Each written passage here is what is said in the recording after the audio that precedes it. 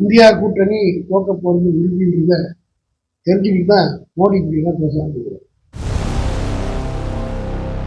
எந்த இடத்துல இதுவரையில இல்லாத அளவுக்கு 1952 இதுவரையில நடைபெற்ற தேர்தலில் தலைவர் மு.க. ஸ்டாலினுடைய தலைமையில்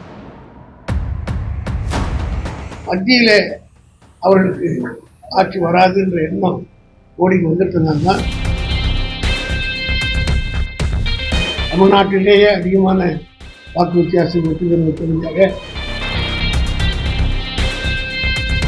திமுகவை பொறுத்த மட்டும் ஒவ்வொரு தேர்தல் முடிந்த பிறகு வாக்கு பெட்டிகள் இருக்கிற இடத்தில் வேட்பாளரோ அல்லது அவருடைய சீஃப் எதிர்ப்போ பார்வையிலிருந்து வழக்கம்.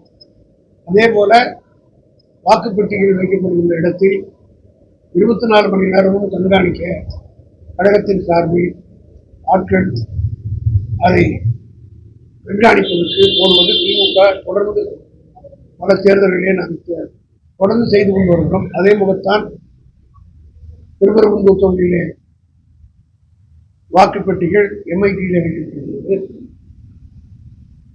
நாம் 19ஆம் தேதி இரவு துவங்கி 20ஆம் தேதி காலை வரை பெட்டிகள் வந்து சேர்ந்திருக்கின்றன. ஆகவே அந்த பெட்டிகள் வைக்கப்பட்ட இடம் எப்படி இருக்கிறது என்பதை பார்வையிடுவதற்காக டி.ஆர். பாலுவுடைய சார்பில் அவருடைய சீஃப் என்ஜினியர் போய் நான் காவல்துறை மிகவும் நேர்மையாகவும் நடுநிலையோடும் செயல்படுகிறார்கள். அவர்கள் 3-4 இடத்திலே கேள்வி கேட்டுவிட்டு தான் உள்ளே அனுப்பினார்கள். மோடி ஆட்சியில எப்படி நடக்கும் யாராலையும் இருக்க முடியாது. தேர்தல் கமிஷனே எதிர்வில்லை. ஆகவே சந்தேகங்கள் வலுக்கிற காரணத்தினாலே ஒவ்வொரு நாளும் கண்ணும் கருத்துமாக ஏனென்றால் வெற்றி எனக்கு உறுதியாகிறது. வாக்களித்த வாக்காளர்கள் தமிழ்நாட்டிலேயே அதிகமான வாக்கு வித்தியாசம் வெற்றி பெறுவதற்காக ஸ்ரீபெரும்புதூர் முன்வைப்பது எங்களை போன்றவருக்கு முழு நம்பிக்கை இருக்கிறது. தமிழக தேர்தல் முடிஞ்சிருக்கு, அதனால முதல் கட்ட தேர்தலும் முடிஞ்சிருக்கு. இந்தியா கூட்டணி வாய்ப்பு இருக்கு. இந்தியா கூட்டணி தோக்க போறது உறுதின்றத தெரிஞ்சுக்கிட்டு தான் மோடி இப்படிலாம் பேசலாம். நீங்க எல்லாம் ஊடகங்கள் ஒரு பொருத்த பலமுறை பார்த்துருக்கீங்க. பலமுறை 10 ஆண்டு காலத்துல பலமுறை அவர் தமிழ்நாட்டுக்கு வந்து வருகிறார்.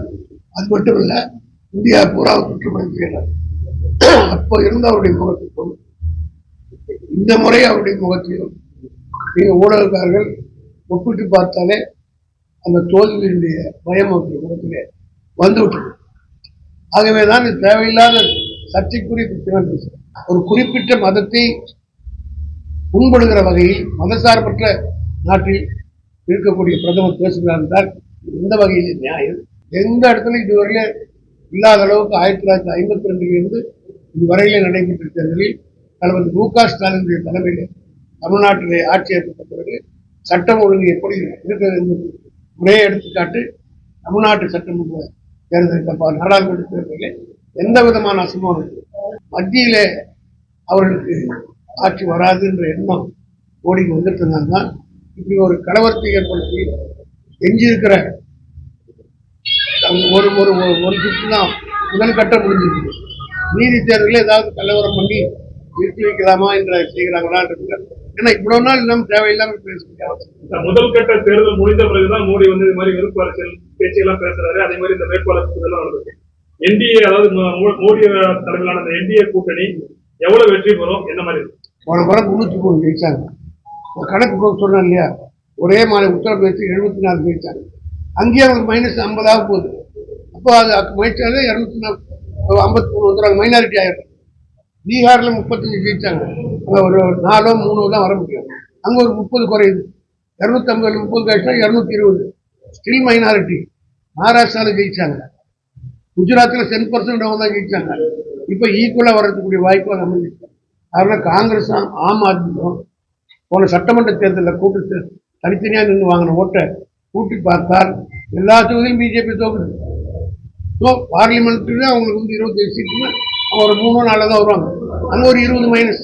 பிரதமர் மோடி ஒரு கட்ட தேர்தலுக்கு சட்டம் முடிஞ்ச உடனே பேச்சை மாற்றி பேசுறாரு. அவர் எந்த காலத்திலும் ஒரே மாதிரி பேசிட்டு பேச்சு மாற்றி பேசுறதுல வல்லுநர் மோடி ஒரு நாளைக்கு ஒன்று பேசுவார். ஒரு கூட்டணி இருந்தால் ஒன்று பேசுவாங்க, கூட்டணி இல்லைன்னா ஒன்று பேசுவாங்க. இதே ஜெயலலிதா அவருடைய ஆட்சியை ஊழலான ஆட்சின்னு பேசுகிறதே மோடி தானே, இதே அமித்ஷா தானே. அப்புறம் அதே மோடி வந்து எலெக்ஷன் நேரத்தில் அம்மா வந்து ரொம்ப பத்திரிகை ரொம்ப சிறந்தவங்கன்னு பேசுகிறாங்க. அவருடைய இந்தியாவில் இருந்த பிரதமர்களே இப்படி கீழ்த்தரமாகவும் பேச்சு மாற்றி பேசுகிற ஒரு பிரதமர் இந்த 70-72 ஆண்டுகளில் இவரை தவிர வேறு யாருமே கிடையாது. செய்திகளை உடனுக்குடனும் துல்லியமாகவும் தெரிந்து கொள்ள சப்ஸ்கிரைப் பண்ணுங்க.